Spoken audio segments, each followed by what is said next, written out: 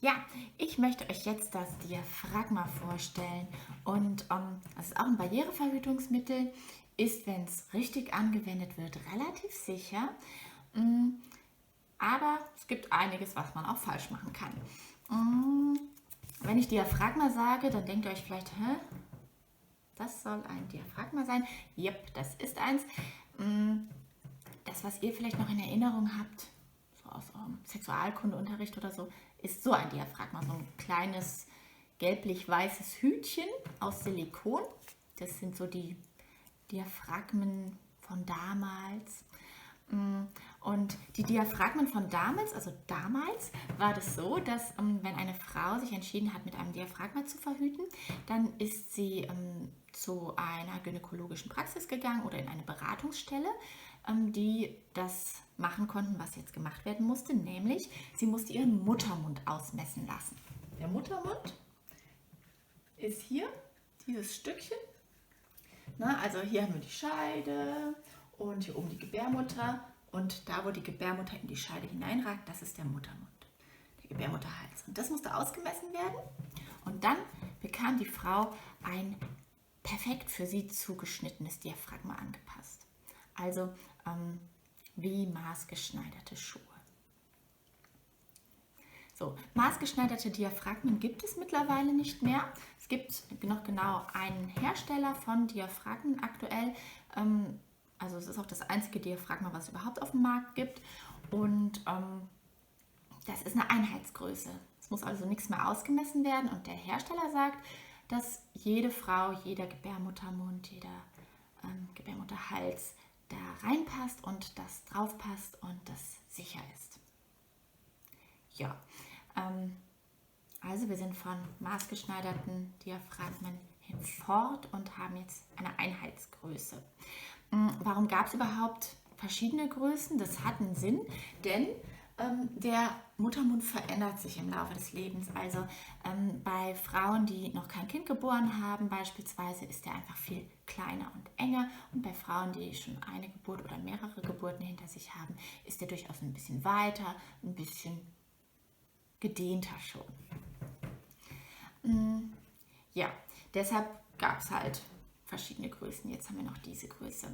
So, wie funktioniert das denn jetzt?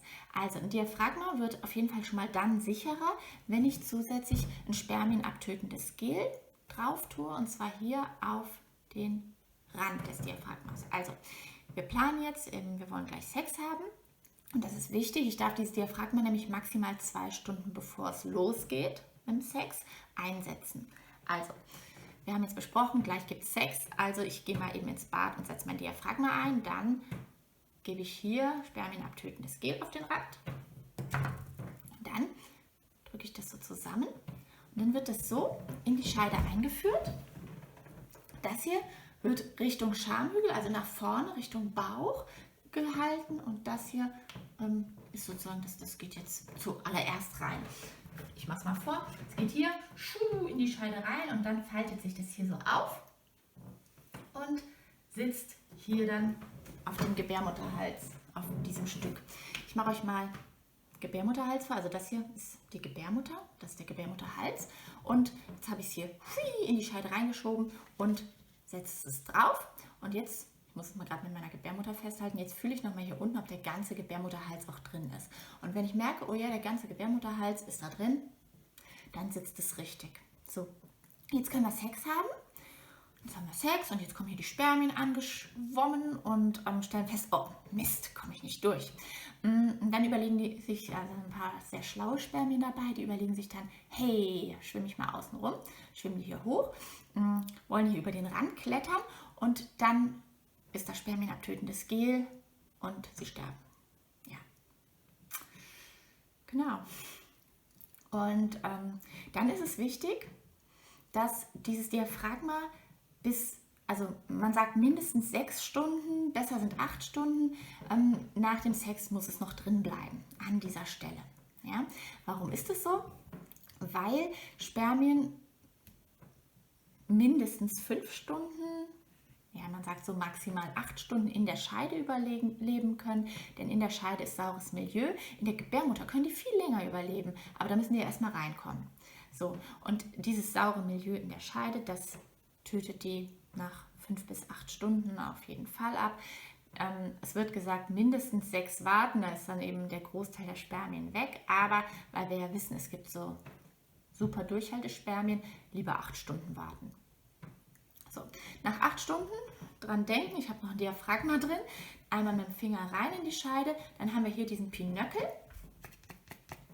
Und da kann ich meinen Finger einhaken an den Pinöckel und dann kann ich das flutsch rausziehen. Da löst sich dann manchmal ein bisschen so ein Unterdruck. Und jetzt kann ich das abwaschen, einfach mit lauwarmem Wasser und von mir aus einer neutralen Seife, wenn es sein muss. Und dann packe ich es weg und kann es beim nächsten Mal wiederverwenden. Genau, also sehr nachhaltig. Das Ding ist, dass Diaphragmen eben eine relative Planungssicherheit benötigen. Also ich kann nicht einfach spontan sagen, oh ja, jetzt legen wir los, sondern muss, wenn wir spontan loslegen, an irgendeiner Stelle sagen, Moment, ich muss mal gerade mein Diaphragma einlegen, ne, und dann muss ich hier ein Gel drauf tun, das Fummeln, das Hochschieben, fühlen, ob mein Gebärmutterhals drin sitzt und so. Also es ist ein kleiner Aufwand, bis es drin ist. Jetzt werdet ihr euch vielleicht sagen, ich setze das einfach durchgehend ein, 24 Stunden am Tag, dann kann ich vögeln, wann immer ich will. Das ist nicht so gut, solltet ihr nicht machen. Also ihr solltet das wirklich maximal 2 Stunden vom Sex einsetzen. Für wen eignet sich das denn jetzt überhaupt? Für Menschen, die gut planen können. Also wenn Frauen sowieso nicht so häufig Sex haben, dann und der dann vielleicht auch ganz gut planbar ist, dann ist ein Diaphragma eine gute Alternative. Oder wenn, es gibt ja so Paare, die sagen, mittwochs um 8, das kann ich auch planen. Genau. Und für alle anderen, die nicht so die krasse Planungssicherheit haben, wann sie Sex haben und die auch nicht so dieses, ja, ich gehe mal eben noch und setze das ein haben wollen, ist das Diaphragma wahrscheinlich eher nicht das geeigneteste Verhütungsmittel.